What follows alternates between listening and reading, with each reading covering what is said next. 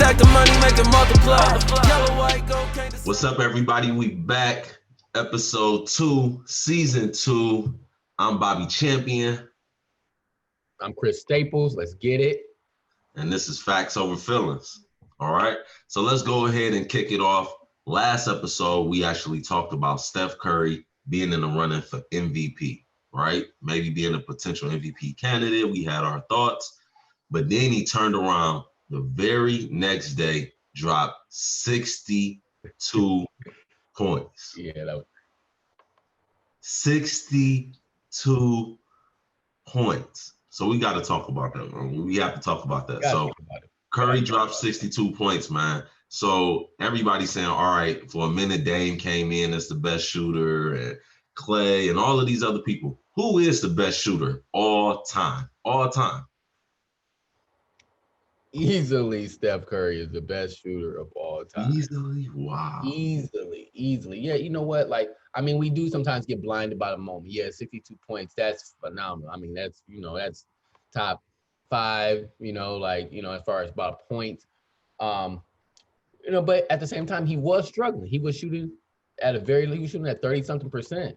And that's just not like Steph Curry. So even though he can get hot at the top level, but at times he does struggle. He's a high volume shooter. He shoots a lot of threes, and sometimes that, he has his hot days, he has his cold days. But overall, we're talking about he's been in the league for 10 years, has always shot over 40% in the league for the first 10 years of his career, and that is unheard of. So that's just a testament to him and how consistent he has been. And I mean, he has taken the game to the next level. Like when we talk about Damien Lillard, as far as how deep he shoots the 3-pointer, that's what Steph Curry has been doing his entire career. So I got to go with Steph Curry. Steph, this is my only thing about it, right? I have to agree. I'm going to say I think that is Steph Curry too. Ray Allen was one of my favorite players. Yeah. I think that if he played in today's age, right, his handle is not as good as Steph Curry. But when you talk about shooters, he is one of the few shooters that could dribble, dunk on people. Like he really had it all, but people just locked Ray Allen into just being a shooter. Saying that to say the volume at which the NBA now shoots a lot of threes is way different than it was back in the day. So it's a little bit hard to compare. But with that said, I mean, I have to agree. I think Curry set the standard for shooting threes from basically like half court, right? And now you saw players where it's like, oh, it is acceptable to shoot a 3 from half court if that's a good shot for you. If you making it 40% of the time, 50% of the time, by all means, shoot it because it's spacing out the floor like crazy. So I think with that said, like I do agree, best shooter all time, but it's hard to compare just because of the volume that it changed in today's NBA. It wasn't a popular thing back then. And, when I talk about as far as like perfect shooters, I got to go Ray Allen and Klay Thompson. I put them in the same exact category. Those guys are just so perfect when it comes to release, footwork. They're not walking away from shots. They don't walk away from shots. Steph Curry, he made that an acceptable thing, which I honestly would not even train kids to do something like that. Nobody trains kids. He's so confident in his shots, and he has mastered it to the point where he can walk away from shots.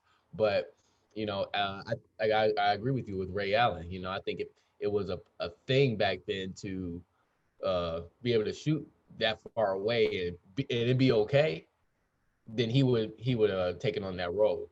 But Steph Curry has made it a thing. That's what makes him so great. He's made it a thing. He makes that cool to do, in which it's not. Which the line is right. The line is 5 feet over here, and why would you shoot something from far back? It's the same amount of points. But he's so great of a shooter that he made that a trend. Right. Yeah, Curry, man, that's 62. So let's also talk about the beef. I have to call it a beef. We're gonna call it a beef between Steph Curry and Damien Lillard. I don't know if it's because Dame is a rapper, but he seems to beef with everybody in the NBA that's a point guard, and I like it because he keeps that feistiness and that competitiveness going. So apparently, Damien Lillard said without his whole team around him, like Draymond Green, Klay Thompson, he looks like a mortal, right? He doesn't look immortal like he did when he was making threes from everywhere and he had his whole squad, KD, Klay. What's your thoughts on that statement? 'Cause I know you're a big Damian Lillard fan. I mean, at the same time, I think, I mean, he wasn't wrong. He wasn't. As good as Steph Curry is, he was surrounded with a great player like Draymond, a great playmaker like Draymond Green, another great shooter with Klay Thompson, who's just as good as Steph Curry. And so although he may have 62, he's gonna have to have 62 every night for them to even be a playoff contending team. So that means, hey, you know what? They are stoppable. But when you have Klay Thompson and Steph Curry, a guy can put up 30, 40, 50, when Klay Thompson and the person who can do the same thing as Steph Curry, that seems hard to beat because you can't stop both of them at the same time. And so if you like, all right, well, we left Steph Curry, he go crazy. But if we can stop the other people around him, he can't score enough points than our whole team. So even though that game, Steph Curry got hot and they ended up winning the game, you have to say he looks mortal because you haven't seen him without that crew. And when he didn't have that crew, he had Monte Ellis, but they weren't a good team, and so without the Klay Thompson and Draymond Green, you're like, well, what are the Warriors? We don't know. This is what I'm gonna say. Same thing LeBron said after he won the finals. I want my damn respect too. You got Steph Curry, he is a back-to-back MVP. Damian Lillard needs to do this. You know why? Because he has no championships. I like Damien Lillard though. I like Damien Lillard too. I like Damian Lillard too. But he has no championships. These are just the facts, right? It's facts over feeling, right? That's facts. No championships, no MVPs. You gotta hush, bro, because it's also not like your team has been terrible while you've been with the Blazers, because you haven't. You had LaMarcus Aldridge, right? You took over for him. You became the number one. You always had CJ McCollum, basically. And last year, you had Carmelo. And even though it might seem like, oh, Carmelo, let's not forget, Carmelo was frying in the playoffs. Like, skinny Melo. He was back, right? So with that said, man, I think Damian Lillard just got to be quiet, man. He came out, gave him 62. He's going after point guards. I don't think he's going after teams. I think he's going after all these point guards. And I like it. I like it because he wants himself to be, he thinks he's the best point guard in the league, which he can say. He was putting up 60 points as well in playoffs. Like he was going crazy as well. So he's that person who's going at the exact point guard, whoever he's guarding against. But to talk about the Warriors or whatever, he's had good teams and he does need to step it up. But I don't think he's like directing it as a team. He's just talking as an individual. But as I said, it is levels to this. And Steph Curry, I have to agree with you on that one. Steph Curry proved it's levels to this. You can say all that, but I'll go out there. I'll put 50, 60 points on you. Yep. Quick fact before we move to the next topic. Curry's 62 points is the most points by a player that old since Kobe Bryant. He's the second oldest player to score 62 points, to score over 60 points. Kobe, when he's retired, at 37. Player. Steph is probably 31, 32. Right, and so that's crazy. He's the second oldest player after Kobe Bryant to score 60-plus points. It's tough. Tough, man. Tough. So, yeah, Dane, put some respect on his name, man, and just watch out. I'm excited for the next guy. We give Steph Curry a lot of respect, though. So he just, he going at everybody's head. Yeah, it's the competitive nature. All right, cool. So last episode, Chris wanted to talk about Lonzo and LaMelo Ball, right? He has to take where he thinks LaMelo Ball and Lonzo Ball, he thinks Lonzo is better than LaMelo Ball. Correct me if I'm wrong, okay? I definitely do not agree with that, okay? So I'm going to let you go ahead and spark this off. Is Lonzo Ball better than LaMelo Ball? Yes, Lonzo Ball is better than LaMelo Ball. Yeah, LaMelo, yeah, he's getting this, he's getting his feet wet right now. LaMelo has way less pressure than Lonzo Ball. Way less pressure. He didn't come into the NBA with this target on his back saying I'm the best, I'm better than Steph Curry because his dad didn't put him like that. Lonzo, he came into the league like super quiet guy. I got my own shoe. yeah, my dad said I'm better than Steph Curry, and I'm remaining quiet over here. And then went to the Lakers. So that's a lot of pressure. First play of his career, Patrick Beverley like this. He ready to go. I'm taking the ball from him just because his dad put this target on his back. So he had people really coming after him. And through all that, Lonzo Ball still remains in the NBA, still remains in the starting lineup, playing very well right now. Pelicans look very good, a lot of potential. And yeah, and so like LaMelo Ball, yes, he's doing good, but obviously he's not in the starting lineup. He has had a couple of good games. He's more free to be himself without people getting upset. Now you see how ESPN and Sports Center every time LaMelo make a layup, it's Sports Center. You know I'm right. You know I'm right. Every time, but we don't see those Lonzo Ball stats no more because it's like, okay, look, he didn't live up to Steph Curry name, so we gonna push Lonzo to the side. He got traded from the Lakers. When LaMelo Ball, he kind of just chilling over there, and everyone's like, all right, we get it now. That's just how their dad is. But Lonzo didn't have that. He didn't have that platform that LaMelo has. He didn't have that small platform to just come in the league, grow into the league, and be cool with it. Lonzo had the target on his back from day one. Oh, Lonzo only scored 5 points today. He only scored 5 points. I have to say he's better than Steph Curry. But then you look at, they were having stats of him and Steph Curry in his rookie year. They were having stats comparing like, well, look at these stats, what Steph was doing in the year one versus Lonzo. Why are we comparing those two? But now we're not comparing LaMelo and Steph Curry. We're not doing that. This is LaMelo. Even though he had 0 points his first game and a bunch of rebounds, and he still ended up on Sports Center. So no, I don't think that LaMelo is at Lonzo's level at NBA. Lonzo's a nice, calm point guard, and he makes the right decisions. Facts. Go ahead, floor is yours. I was ready for you. Ooh, I'm about to kill you. All right, listen, man. All right. So in LaMelo's rookie year, right?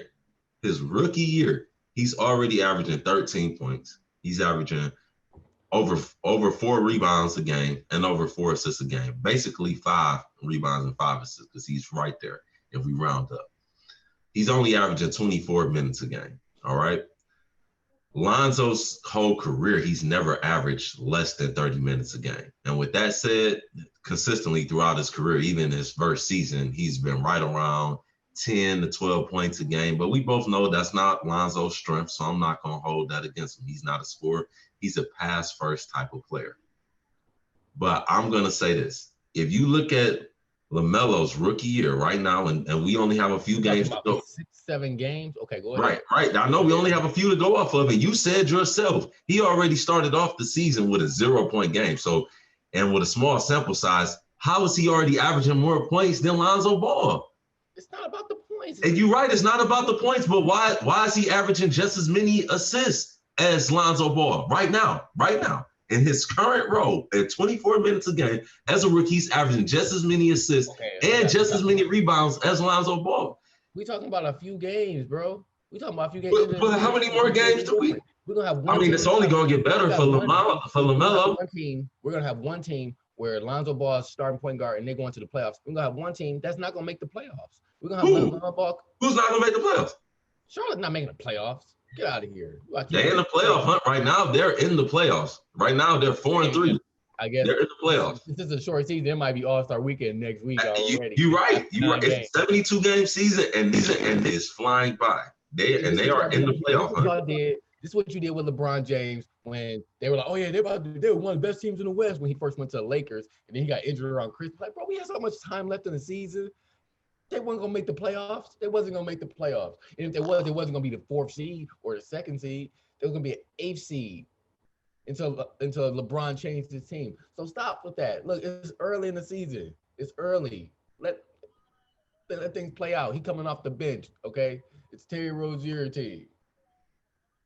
It's Terry. How you bringing in LeBron? You bringing in LeBron to a Lonzo and Melo fight? So you about to make me upset because you talking about LeBron. You being real disrespectful right now. Talking about they would have been an 8th seed if he wouldn't have got hurt, and they was in a 4th seed.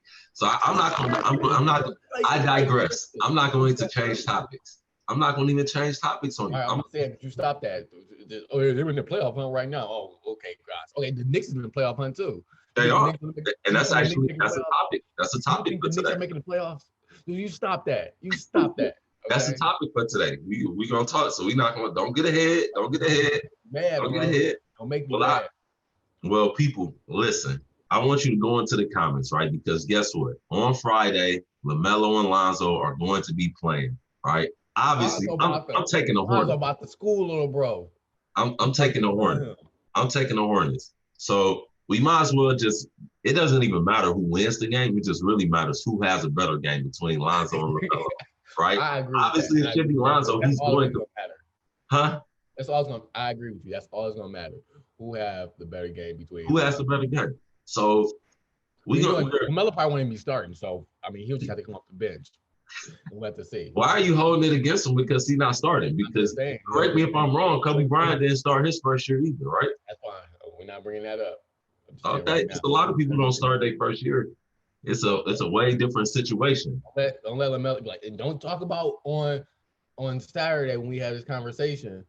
Well, you know, LaMelo, he only played 20 minutes and Lonzo played 40 minutes and the percentage is higher because he shot less shots. I don't want to hear that. Lonzo Ball gonna have a better game. And I'm taking the Pelicans. Well, that's what it's going to be based off of, though. It's going to be based off minutes and usage. Like, that's the only thing you can base it off of, especially when they're not starting.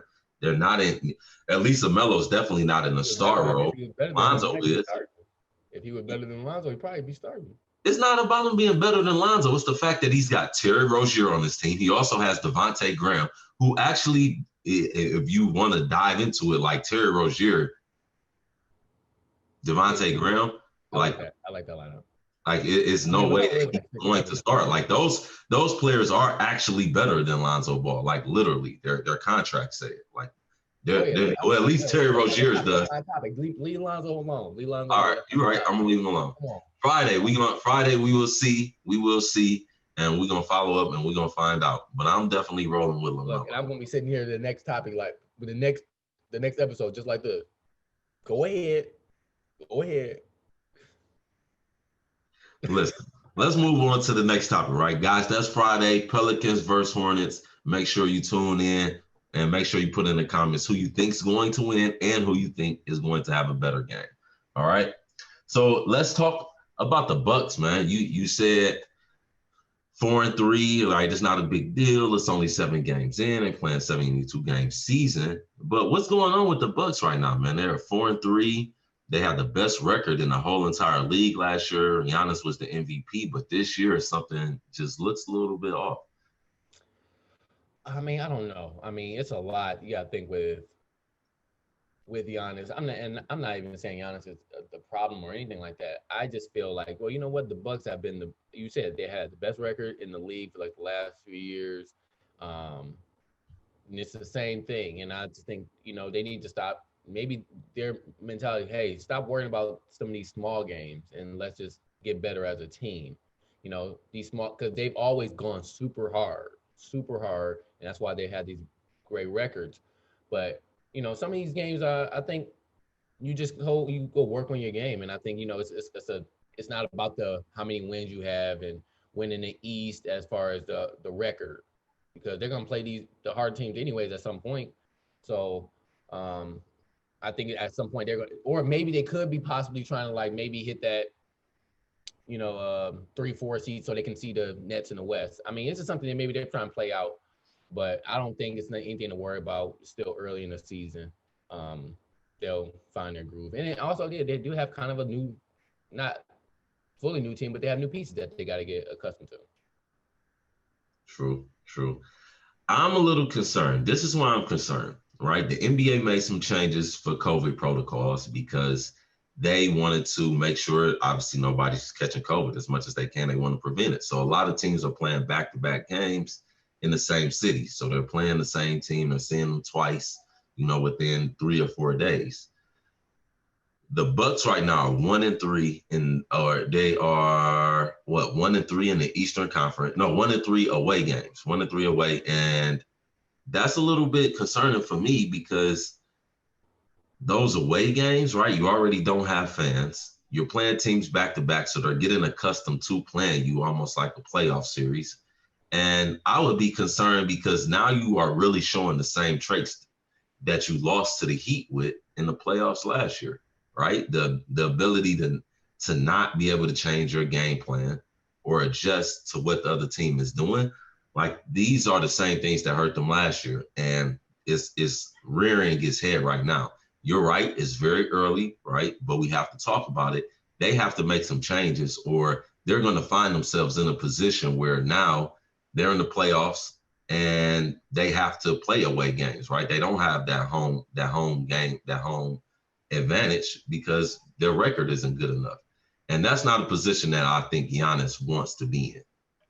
I agree with you with that. Also, I think for the main people on their team, when you have Giannis, you have Lopez, you have Middleton, those are the key three. And now they added Holiday, right? Yeah. And which is nice, but for the key people, they've been together for a while, so it's not like their game plan is changing too much, and or their coaching, the coaching playbook. So Right. teams know what they're going to bring. A lot of times, when you look at some of the better teams, sometimes they kind of change around a little bit. Sometimes either change a coach or whatever, or change where they're key pieces. So I just think it's an adjustment. It's still early, but I wouldn't worry too much about it 7 games in. You're not panicking. Not panicking, no. It's too early. Not for a team that has had the best record for the last few years. Like, worst case scenario, you're not the number 1 seed, okay? Because, we can talk about other stuff, but they're going to make the playoffs, and that's all that really matters at the end of the day. Mm. On the flip side, that I think it shows maturity too a little bit in Giannis, in the fact that he doesn't seem so concerned. I think after winning that back-to-back MVP and getting bounced in the playoffs, he started to realize, like, man, the regular season is important and we want to establish some good habits, but it's not as important as winning in the playoffs or winning the championship. I think that's where LeBron been going at for like the last 5 years. Like, yeah, that regular season stuff is cool, but I just want to win at the end of the day, because you're going to forget about this regular season. Facts.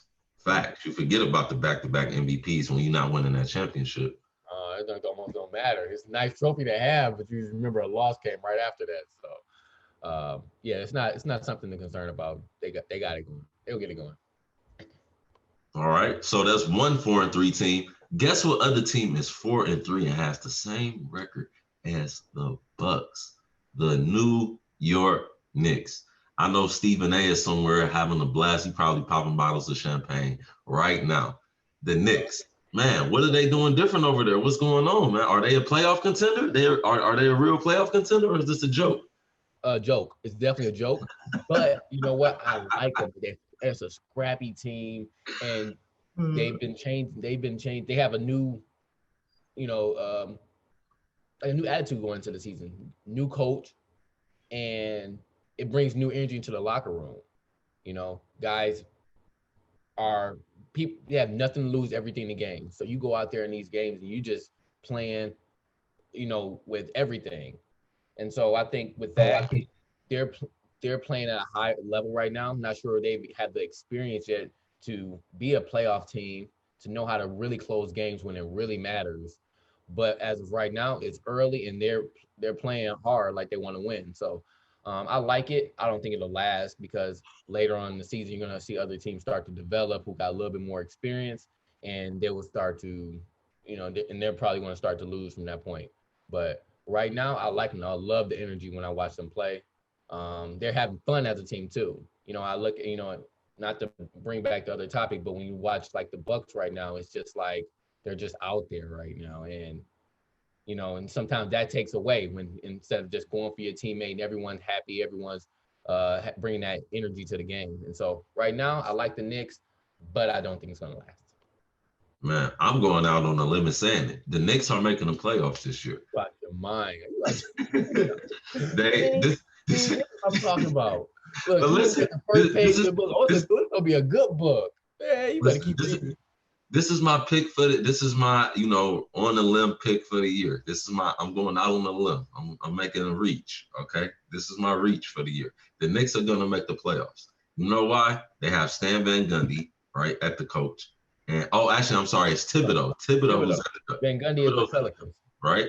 And I think he's learned this. I think he's learned his lesson in having such a heavy hand. He's trying to be more of a player's coach, and he seems to be connecting with the young guys. And he also has them believing in defense. You got Obi Toppin over there, R.J. Barrett, and a former Laker, Julius Randle. MVP. I mean, not MVP, Rookie of the Year. I like the way he playing. Yeah, if he can stay on the court and stay healthy, he definitely is in the running. But I think people are sleeping on how good Julius Randle is. He's averaging like 22 points right now, and he's leading that team on that playoff hunt. So I think this could be the year that they break it. The New York Knicks historically have been a team, like at least out of this past decade. But back in the 90s and 80s, like that was a good team. You know what I mean? So I would love to see them get back to that where they can make playoff runs consistently. And I think that they're on that path right now. I think they are going to be in a run. I don't think they're going to be a number 4 seed, but battling between that 7, 8, I think they could be there. That's my out on the limb. I'm gonna make that prediction. Now, when the Knicks are, well, you know what? Okay, I'm going to throw this out there. No, the Knicks will not be that HC, but I love the fact that the NBA is doing that 7 to 10 play-in. So it could be a sleeper being like a 10 seed going against a 7 seed. They could be a sleeper.